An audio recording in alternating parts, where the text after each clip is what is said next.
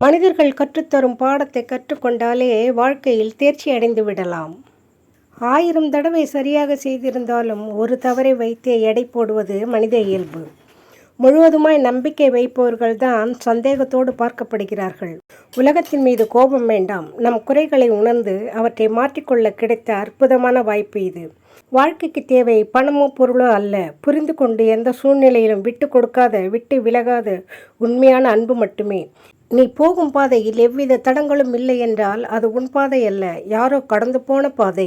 மன்னிப்பு என்பது விட்டு கொடுப்பதோ தோற்று போவதோ அல்ல, மாறாக மனம் பக்குவப்பட்டிருக்கிறது என்பதற்கு அடையாளம், அவ்வளவுதான். சந்தோஷம் என்பது விரும்பியதை சொந்தமாக்கிக் கொள்வதல்ல, எது கிடைத்ததோ அதை அனுபவிப்பது.